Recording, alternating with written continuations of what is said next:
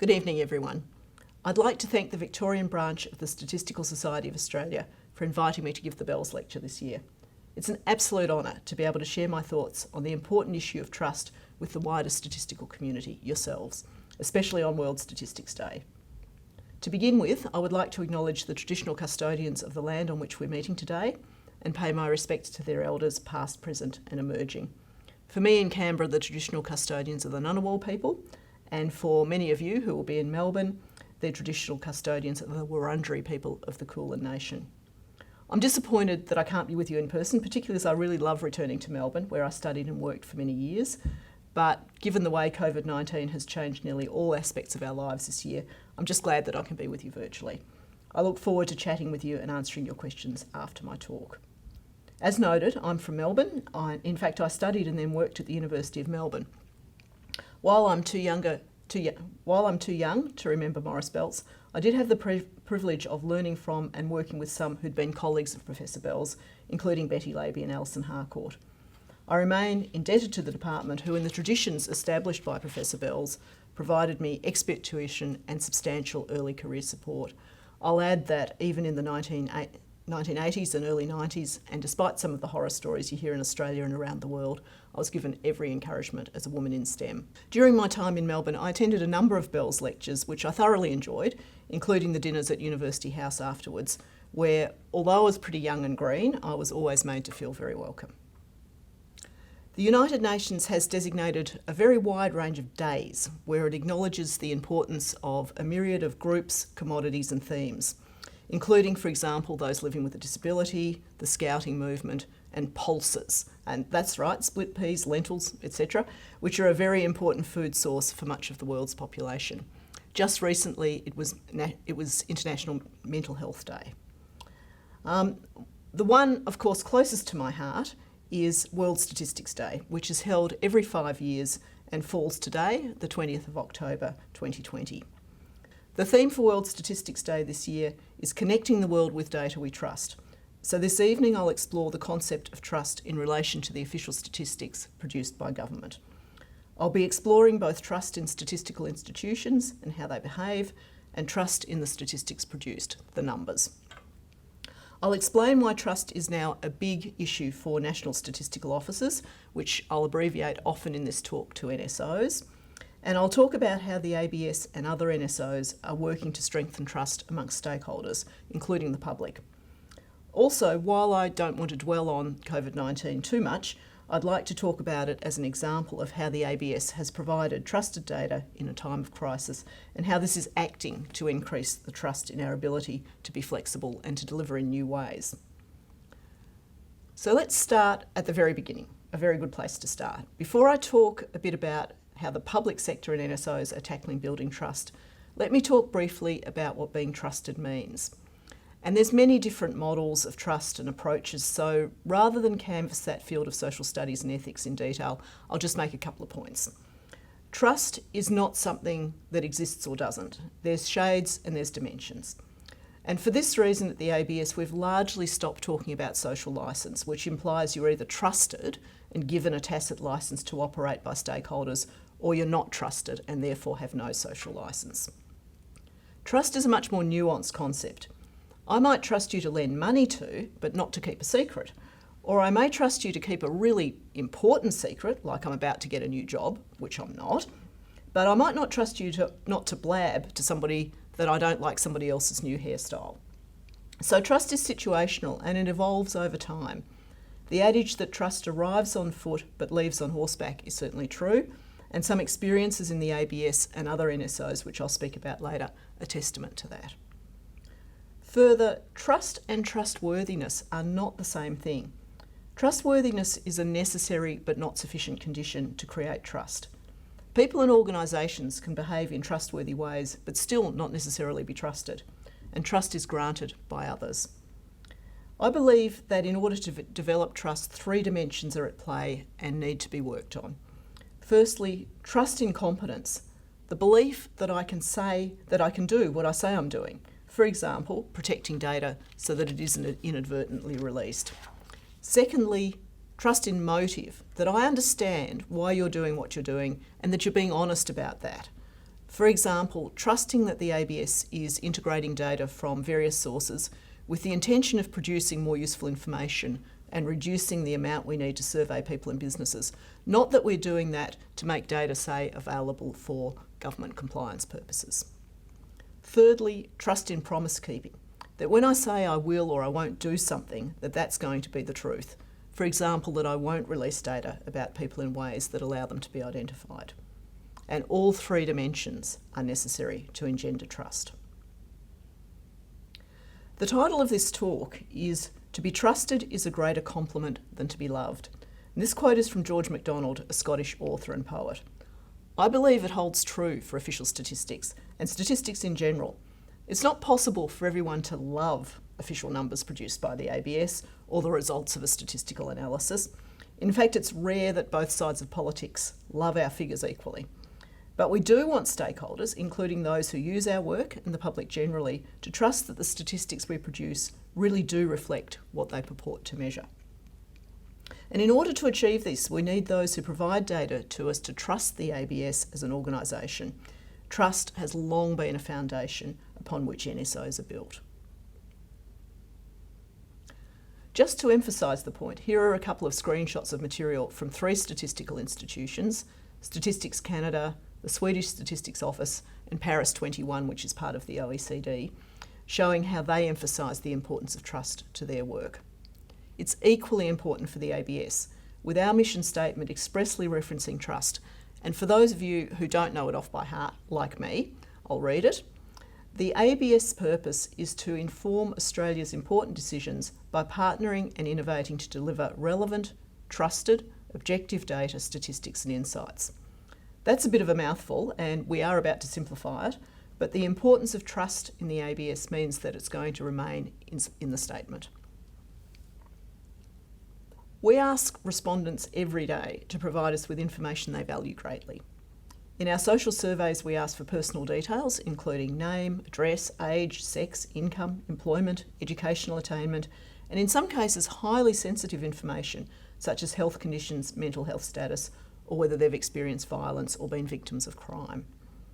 On top of this, we don't just ask once. We ask people selected in the labour force survey to report their employment status every month for 8 months. In the longitudinal study of Australian children, we've been continuously following the development of 10,000 young people and aspects of their families' lives from all parts of Australia since 2003-04. And of course, we run Australia's biggest statistical collection, the Census of Population and Housing, every 5 years. We ask businesses large and small and all sizes in between for a broad range of information, including their profits and losses, how many people they employ, what they pay them, what they bought and what they sold, and how they innovate. Increasingly, we're asking other government agencies to provide us with the administrative data they hold as a byproduct of delivering government services. So in short, we're pretty nosy buggers, and it's easy to be flippant, but the reality is without people and businesses providing us with their information and providing it regularly and accurately, we would be unable to produce high quality official statistics that meet the needs of our users. If our statistics are of poor quality, in turn, key government and community decisions are likely to be flawed, leading to suboptimal outcomes for Australia and Australians. It's essential then that people trust us enough to provide us with their valuable data. We talk about having a compact with providers. We ask them for a lot, but in return we only use their information for statistical purposes. And most importantly, we go to great lengths to keep that information secure and confidential. It is true that the ABS legislation enables the Australian statistician to compel respondents to provide information to the ABS, but in practice it's the compact with providers that results in strong cooperation. And we do not need to use those compulsion powers very often. We enjoy really high response rates and the envy of NSOs worldwide, so we don't have to wield that big regulatory stick. So what makes people trust us with their valuable information? Well, before I discuss trust in statistical institutions specifically, I'll briefly examine trust in institutions more generally and set the scene in which we're working. Over the last few years, there have been frequent reports of declining trust in institutions. If you pop the phrase trust in institutions into your search engine, you'll easily find headlines like Australians' trust in politicians and democracy hits an all-time low. New research. Trust burnout in Australia. And Australian trust in institutions at an all-time low. Many of these headlines relate to reports from the EDELMAN Trust Barometer, which is an annual survey of trust in governments, business, non-government organisations and the media. And it's considered one of the most important research reports into trust. It's captured insights from more than 2 million individual respondents, 145 companies, 80,000 employee reviews, and it captures 23 million measures of trust. The slide shows a few interesting findings from the recent Trust Barometer. 2020 is the 20th year that the survey has been run, and in their special report, EDELMAN Trust Barometer 20 Years of Trust, Effectiveness and Ethics, they conclude, government, particularly government in Western-style democracies, has been the big loser of the public's trust over the last 20 years. Confidence that the system works, that society is fair, that the future is secure, has given way to fear. Uncertainty has eroded the expectation that the coming generation will live more prosperous lives than their parents. Probably of greatest concern to those of us in the information game are the findings in the lower right-hand corner of the slide that more than half the survey respondents believe the media they use are contaminated with untrustworthy information, and nearly 3/4 are concerned about false information or fake news being used as a weapon. Also of note are views about the honesty and fairness of institutions, including government. This was published before the spread of COVID-19, so it'll be interesting to see what next year's barometer reports on these measures. Many institutions, here and overseas, have experienced situations with data, such as breaches or producing incorrect statistics, that act to reduce trust in public and for that matter, private organisations. Very recently, the British government misreported their number of COVID cases, underestimating the number by 16,000 as a result of poor analysis.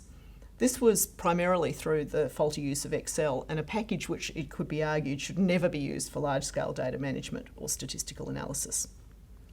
ABS too has had its challenges in maintaining trust of the public and users. Some of you will remember issues we had with labour force statistics in 2014. I'm sure all of you remember the 40-hour outage of the Census e-form in 2016, and the phrase #censusfail is still oft referred to.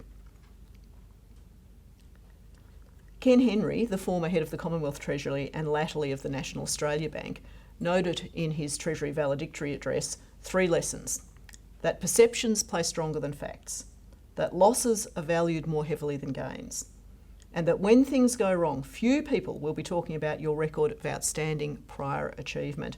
I suspect a statement that he might be feeling is coming back to haunt him, but it's so true. For example, in relation to the #censusfail in 2016, everyone talks about the website crashing, but not many people acknowledge that despite this, we achieved an excellent response rate and produced very high quality census results, which are verified by an independent assurance panel. But it's not all doom and gloom, and I now offer a counterpoint. The Australian National University Centre for Social Research and Methods, in their 2018 publication, Public Attitudes Towards Data Governance in Australia, which forms part of their Life in Australia series, shows that amongst various institutions, including levels of government, the ABS was the most trusted institution in terms of maintaining data privacy. So there we are, the last bar in the chart.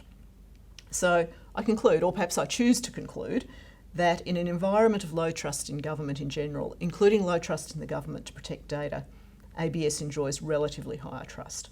And I'll return later to exactly how trusted the ABS is. The ABS has a long and mainly proud history of trustworthy behaviour behind us. For well over 100 years, we've collected data of the nature I described to you earlier without breaching data about individual people or businesses. We have rebuffed numerous requests from government agencies to release data about individuals, and we've always had very strong IT security methods to maintain confidentiality of data and coupled with legislative protections. And those include the ability to prosecute staff who breach our legislation. Moreover, we have a staunch record of operating independently from government and creating and publishing our statistics free of interference. While that's all good stuff, we can't take the trust of the public for granted in the way that perhaps we were able to until the last 10, maybe 15 years, and we're now seeing the building and maintenance of trust in the ABS as something we need to actively and explicitly nurture, and we're not the only ones. Now let's turn to the changing data landscape and expectations on us. Over roughly the same period that trust in government has been declining, there's been a range of changes in how the government, media and society have been functioning. Across government, we're being asked to do more with less year on year, although the federal budget for 21-22 and the out years has been a welcome change for the ABS, as it included a significant injection of funds, and these actually act to halt year-on-year erosion in our budget that we've been experiencing. Policy problems have become more complex and multifaceted, commonly referred to as wicked, and despite, or maybe because of advances in digital enablement, service delivery has become much more challenging. In this context, there are increasing calls for government agencies to do more with the data they hold to inform policy development, to better target and provide services, and to realise efficiencies. The 2017 Productivity Commission inquiry into data availability and use found that improved data access and use can enable new products and services that transform everyday life, drive efficiency and safety, create productivity gains, and allow better decision making.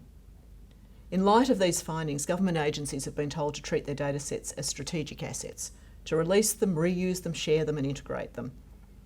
Where these data activities are done well, they significantly add to the evidence base and can increase trust in institutions. But done poorly, they can produce inaccurate, even dangerous results, and yep, you guessed it, damage trust. So in recognition of the value of public sector data and the need to improve engagement with the public, many institutions have developed strategies to build and maintain trust, particularly trust in the use of data. So what is the public sector doing to build trust in data use? Earlier this year, the Department of the Prime Minister and Cabinet, which has policy responsibility for public sector data, released a suite of materials to help government agencies build trust in government data use. The Trust in Government Data Use Guide and Toolkit identifies 6 drivers of public trust. Transparency, tell people what you intend to do or are doing or what you've done with their data. Accountability, be clear on who's responsible for what, who's making decisions and where the buck stops if something goes wrong. Protection, keep data safe, no ifs, buts or maybes. Respect, always remember that you're using somebody's personal or business data, and while you might only see it as a means to an end, for the individual involved, it might be highly cherished information. Use data efficiently and effectively. And finally, benefits. Explain how using the data is good for the community and for individuals. ABS were heavily involved in supporting this work, and we provided significant thought leadership as it was being developed. However, because our role in collecting, managing and providing data is unique, we felt that we needed to have something more bespoke to guide our thinking and practice that relates specifically to trust in the ABS and our work. Despite a very strong record around data privacy and confidentiality, we also have some battle scars around diminishing trust, which got us thinking. In the lead up to the 2016 census, we did really quite a poor job of consulting about the privacy impacts of the census. We did some consultation ourselves, not using any sort of independent third party, with the consultation period falling in the 3 weeks in the lead up to Christmas 2015, when it was understandably difficult to obtain wide input. We got a drubbing in the media over this, which was intensified when we decided to extend the length of time we kept personal identifiers from the census, especially names, from 18 months to 4 years. This experience significantly reduced trust in the ABS in some quarters, and we've been working hard to rebuild this. We learnt our lesson, and for this census we've conducted 2 privacy impact assessments using independent experts. We've consulted widely over a number of months and released those PIAs more than a year ahead of the census, which is in August next year. We're also reverting to retaining names for 18 months to enable processing of the census and addresses for no more than 3 years. Building trust in the ABS to enable our important work is something that I feel quite passionate about, and I've personally championed work in this area, including developing a strategy around building trust in the ABS and our data use. The strategy is essentially based on the same dimensions as that for the public service, but it's more action-oriented and it describes definitive steps that the ABS takes to build trust, such as engaging meaningfully, managing risks and issues, and providing good customer service, which cuts to the dimension of trust around keeping promises. We now routinely challenge ourselves when we're thinking of making changes, when we're developing new products, when we're considering working with stakeholders. We challenge ourselves with the phrase, in everything we do, consider whether it builds or reduces trust. And you'll sometimes hear in meetings, actually, we'll be talking about something and somebody say, well, hang on, does this build or reduce trust if we're going to do this? Having a strategy is one thing, but a strategy is only as good as its implementation. And I'd like to provide a couple of specific examples now of what the ABS does to engage with the community and build trust in the way that we use data. It's worth noting that many of the activities that we do fall into multiple categories for driving public trust. For example, being transparent about data use is also being accountable, and protecting information is also being respectful to those who've provided it. So this is by no means an exhaustive list of the actions we take, and many of these things aren't new. They're things that the ABS has done for a long time, but we continue to refine them. Firstly, community consultation. Given that at a minimum the ABS comes into contact with nearly everyone in the population every 5 years, the ABS takes community consultation very seriously. We consult on a range of issues using a variety of methods. For example, for the 2021 census, we undertook significant consultation on the topics that should be included. There hadn't been a change to census questions since 2006, so it was definitely time to think again, perhaps to add some new questions and take some away. We released an information paper, called for submissions, and talked to special interest groups and users. Once all that information was collated and analysed, we made recommendations to government about what topics should be included and what should be removed. The outcome was that Parliament passed regulations in June this year, approving the addition of new census questions on long-term health conditions and on service with the Australian Defence Force. Secondly, privacy impact assessments. A privacy impact assessment, or PIA, is a systematic assessment of a project that identifies the impact that the project might have on the privacy of individuals and sets out recommendations for managing, minimising or eliminating that impact. It includes looking at whether the project is compliant with the Australian privacy principles in the Privacy Act. In the early 2000s, the ABS started to think more seriously about data integration, that is, the combining of two or more data sources to create richer, more comprehensive data assets. Integrated data assets can provide answers and insights that single data sets alone can't. To begin with, we mainly focused on linking census data over time and then linking some administrative data sources to census data. Over the last decade, we've grown our capability and capacity to integrate data, and we now have two really high-value integrated data sets, one which combines administrative data about people, the other about businesses. We also have a 5% longitudinal sample of census data, and we've linked census data to various other data. We provide safe access to these data assets, and they're used for hundreds of analytical projects. So while they've been a boon for policymakers and researchers, we are not pursuing data integration projects or seeking to derive value from administrative data at the expense of privacy. The ABS recognises that misuse of personal information is not only illegal, but also breaches the compact that we have with the public. And it's ABS policy, therefore, to undertake a privacy impact assessment whenever we make a significant change to personal information handling practices. Since 2015, we've undertaken ourselves or commissioned 11 PIAs, and we publish those reports and our responses on the ABS website. Now, at this point, there might be some of you that are saying things to yourself like, well, why would you bother? Nobody cares about privacy anymore. Everybody's got all their personal information on Facebook. And this is a false assumption. The latest Community Attitudes to Privacy survey from the Office of the Australian Information Commissioner, which was released just a few weeks ago, reports that privacy is a major concern for 70% of Australians, and almost 9 in 10 want more choice and control over their personal information. The survey also found that 15% of Australians believe the federal government departments are somewhat untrustworthy, and 10% think federal government departments are very untrustworthy in how they protect or use personal information. So it is a very live issue for us. So we have a trust building strategy, and we take many actions, I've only highlighted a couple, and invest quite heavily to build trust in ABS as an institution. But do these things actually work?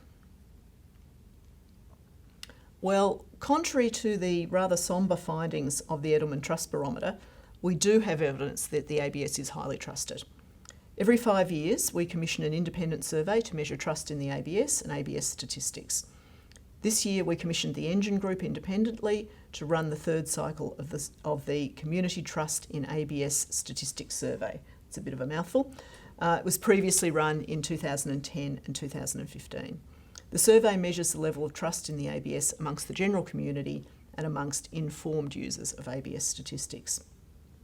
The general community reported high levels of trust, with 87% indicating that they trust or greatly trust the ABS, and 85% indicating that they trust or greatly trust ABS statistics, which was up from 81% and 76% in 2015.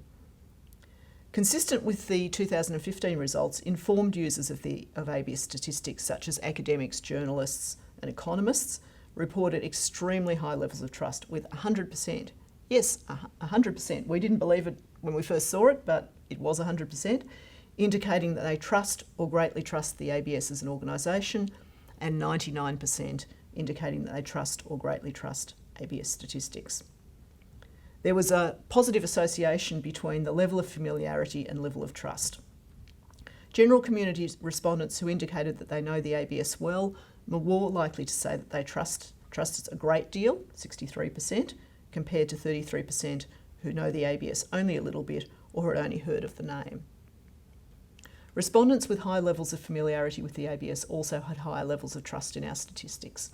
Of those who knew the ABS well, 49% reported a great deal of trust in ABS statistics, and this compares with 20% of those who knew the ABS a little bit and 15% who'd only heard the name. These are just some of the high-level results, and the full report's available on our website. I'd also like to mention some results from a recent ANU poll, Data Trust and Data Privacy in the COVID-19 period, which measures Australians' trust in how their personal data was handled by governments and other organisations on a scale of 1 to 10, with 10 being the most trusting. The researchers found that trust had increased across the board during the COVID period. The organisation with the highest level of trust was the Australian Bureau of Statistics, which jumped from 6.42 to 7.1 between 2018 and 2020. These are obviously great results for the ABS, but it seems generally NSOs enjoy high levels of trust.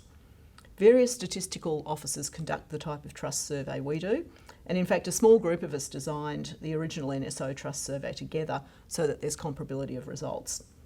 As just one example, the 2018 Public Confidence in Official Statistics survey conducted for the UK Statistics Authority found that levels of trust in the Office of National Statistics and the statistics that ONS produces remain high. In 2018, 88% trusted the ONS and 85% trusted their statistics. Further, 73% agreed that the statistics produced by the ONS were free from political interference, compared to 66% in 2014, which is a significant increase. And a bit of a personal aside here, ONS and statistics in general in Britain experienced a period 10 to 15 years ago of very significantly reduced trust. This was fuelled in part by ministers having early access to official statistics and then pseudo-releasing them early in speeches and interviews and so on. And this is still very much a hot button topic for the ONS. Each time I meet up with some of the colleagues there, they often raise the importance of building and maintaining trust and are still feeling a bit battle-scarred from that period some years ago. So they're definitely not taking trust for granted. So far, I've talked about trust in statistical institutions. I will now turn to trust in the statistics produced, because this really goes to the heart of the theme for World Statistics Day, connecting the world with data we trust. Obviously, trust in an NSO and trust in the statistics it produces are very much interrelated. If people think the numbers are shonky, then they'll believe that the organisation that's produced them can't be trusted, a low perception on the competence dimension of trust.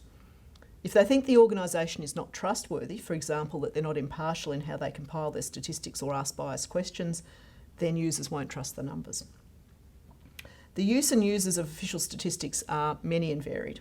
Policymakers, researchers, economists, demographers, teachers, students, community groups, businesses and so on use statistics for many, many purposes. They all want data and information that they can trust and understand. Moreover, the environment in which statistical offices operate in when trying to land their statistics as being able to be trusted is increasingly complex.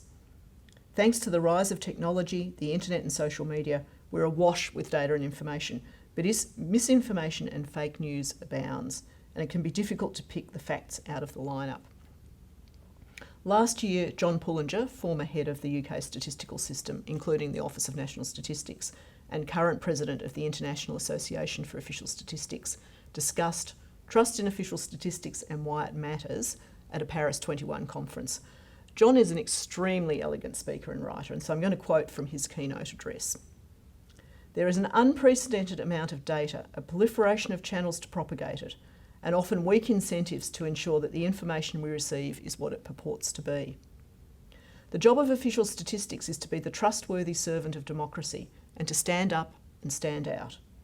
Official statistics are released into a foggy and polluted atmosphere full of dodgy data within a climate that seems to get even hotter.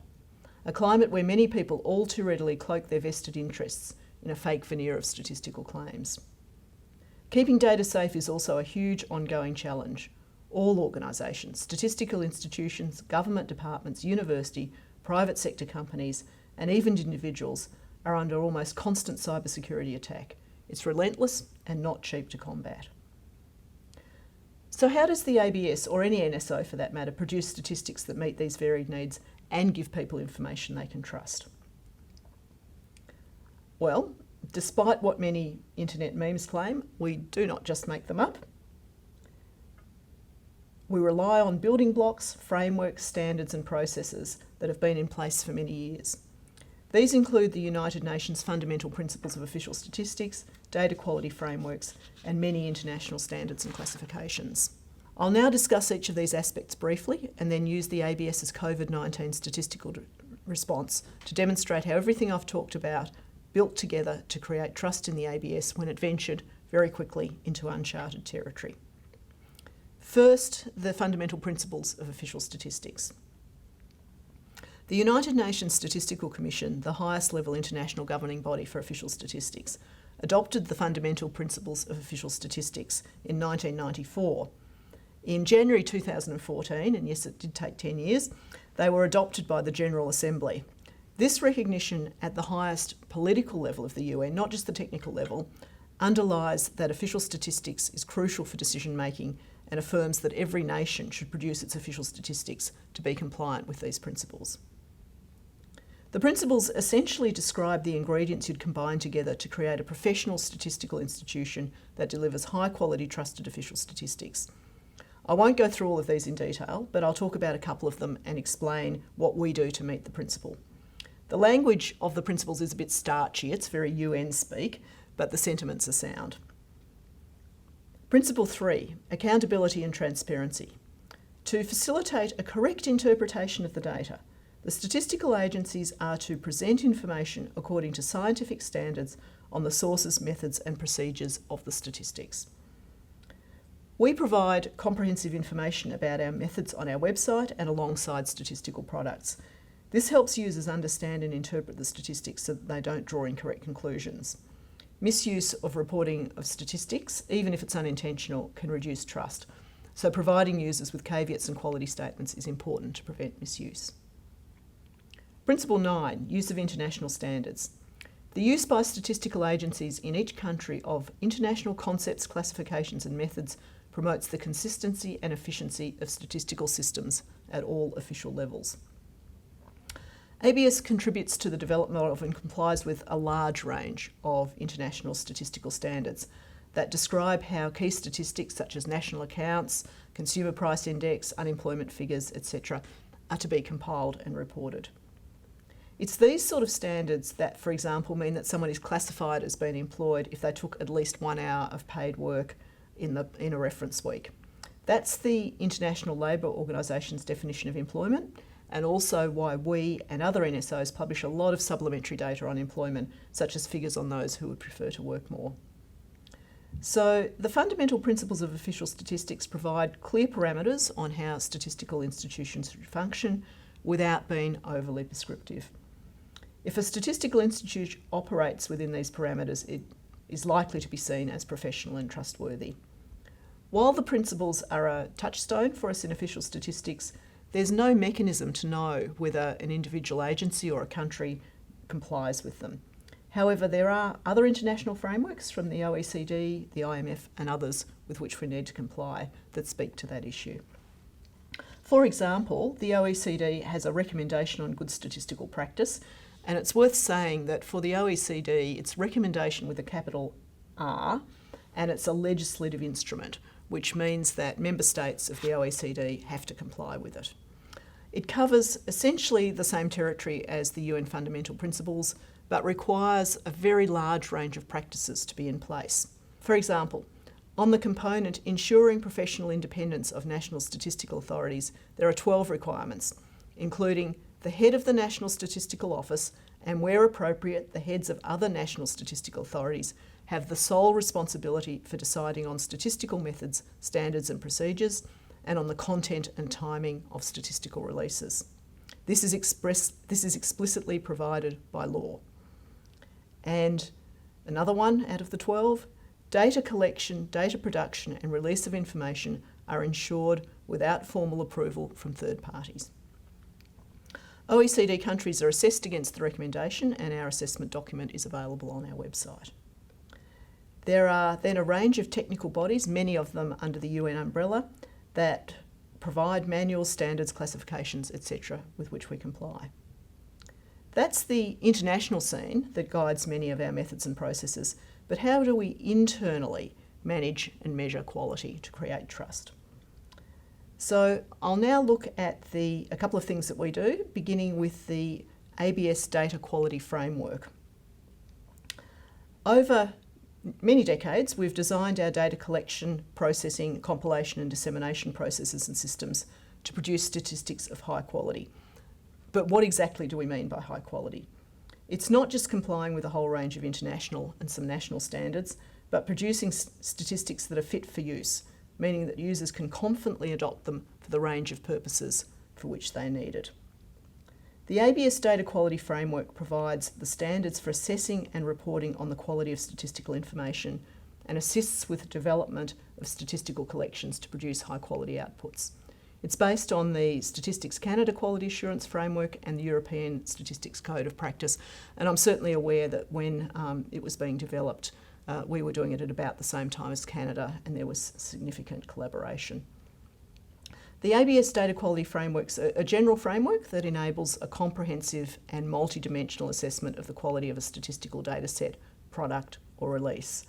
It means that the ABS and also data users and providers can assess the quality of a data item or a collection of data items or a final statistic against their needs, and it means that we can design a statistical collection or product that's fit for purpose.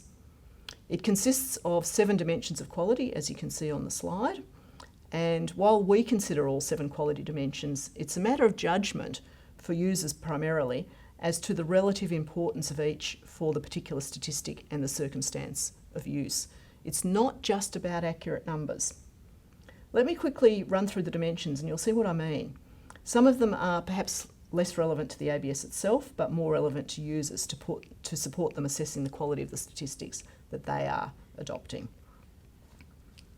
Institutional environment refers to the credibility of the organisation undertaking the statistical work, including its technical proficiency, so relating to trust and competence, and impartiality, which relates to trust in motive. Information that we and NSOs provide on this sort of dimension of quality answer the question, do you trust that this institution will be producing high quality statistical work? The relevance dimension refers to how well the statistical product or release meets the needs of users in terms of the concepts measured and the populations represented. This allows an assessment of whether the product addresses the issues of most importance to users.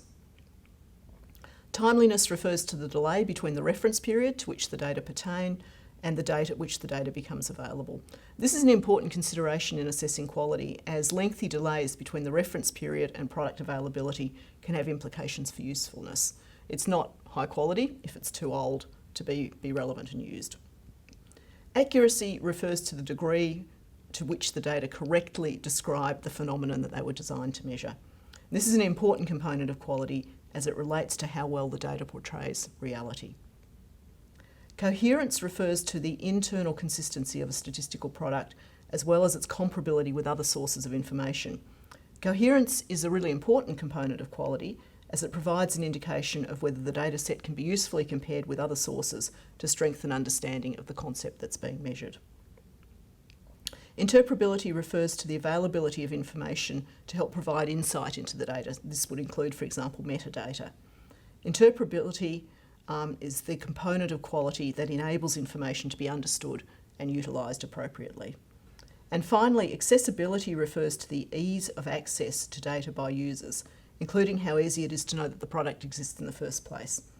Statistics that can't be found or are communicated poorly are not high quality. That's a description of the ABS data quality framework, but how do we apply it in practice? Firstly, for many of our statistics, and certainly our main economic indicators such as GDP, CPI and so on, we publish explanatory material about the figures. And this might describe the methodologies used, the reliability of the statistics, or sometimes issues encountered in producing the figures. While the type of material we produce no longer follows the quality framework as overtly as the formal quality declarations we used to provide, it covers the key issues relating to quality in a more accessible and usable form. Secondly, and most importantly, we use the data quality framework as we do our statistical work. And this is achieved through adoption of a quality gate approach to statistical production. A quality gate's a set of acceptance criteria that tests the overall quality of a process for identified risks at predetermined points in the process. So quality gates are a risk mitigation strategy that we've adopted to improve the early detection of errors or flaws in any part of the statistical process, be it collecting, processing, analysing or disseminating. Quality gates provide explicit evidence relating to the statistical process at strategic places in the cycle to determine fitness for purpose and of the data at any point in time. If results are inside thresholds of the gatekeeper, who's an independent party not actually working on the process, signs off and the process continues as normal. If results fall outside thresholds, pre-agreed actions are triggered. Depending on the parameters, processes may continue with further safeguards or other more formal mitigation processes can be triggered. A quality gate has 6 features.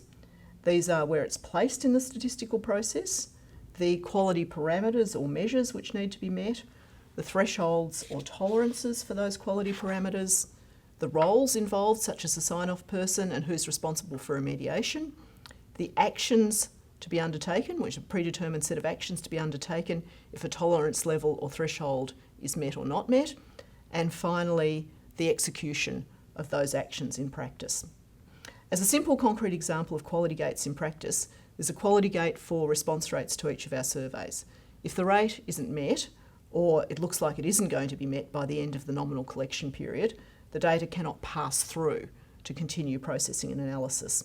Either the collection period is extended or a plan is put in place to manage reweighting, imputation and the other statistical, I'll say jiggery-pokery, but the highly technical methodologies that we adopt when we don't meet response rates. We also apply the quality gate approach to design of our statistical process steps, and right now a number of the aspects of the census systems and processes are going through quality gates in advance of them being deployed for 2021. For those of you who are interested in this sort of thing, the data quality manual, parts A and B, part A is the framework, part B is about quality gates, are available on our website. I've just discussed in quite theoretical terms some of the factors that enable statistical institutions to produce high quality and highly trusted statistics. But how do these factors all come together in the real world? I think our response to COVID-19 demonstrates this well.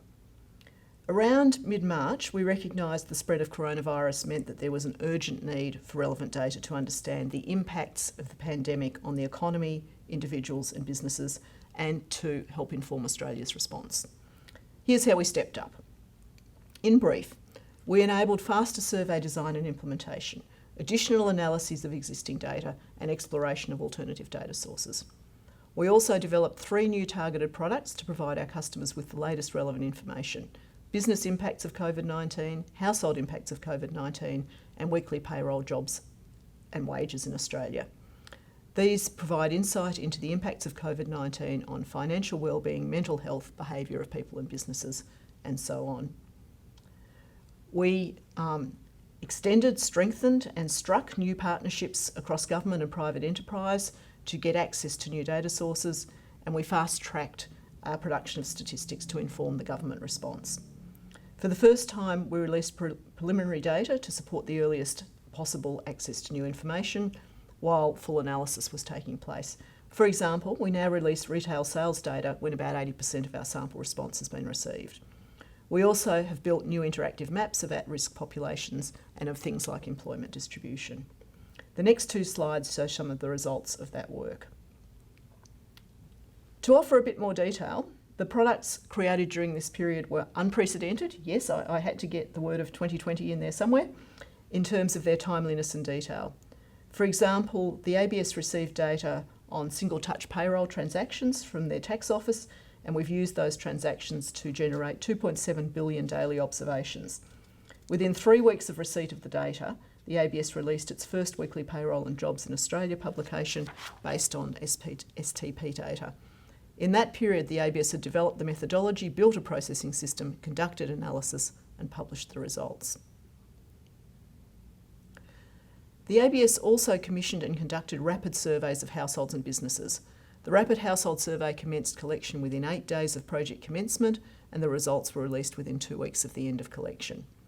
The Rapid Business Survey published data on business impacts within the same week of data collection and took only 3 days to process, analyse and then disseminate. These rapid response surveys were effectively a new line of business for the ABS. Specifically, with much smaller sample sizes, lower statistical accuracy and less depth of analysis and detailed information, but delivered much faster than the usual months or sometimes years it can take to develop, run and produce data from the ABS survey. So this is an example of trade-offs against the quality framework dimensions. We have prioritised for these products timeliness over some of the other dimensions of the data quality framework. So obviously we've been very busy bees, but you may be thinking, what does the ABS's COVID response 19 have to do with trust? Well, I think the answer lies in the response that we've got from politicians, government officials, our international peers, researchers and the community. Some of their praise is shown on the slide, but something that's more telling by its absence is that nobody's questioned the statistics we've put out as part of the COVID-19 response, other than one very curmudgeonly commentator in the News Corp press. And that's because people trust us. They respect our expertise and they believe we know what we're doing. They believe we're competent, they believe we've got things right, and they believe that we're acting in the best interests of Australia by producing these new products. We provided them with the right statistics at the right time. I've talked a lot tonight about the ABS and sometimes about other statistical institutions being highly trusted, and I've probably boasted a bit too much about how great we all are and how much people love and trust us. In doing so, I hope I haven't given the impression that it's easy to earn and maintain trust.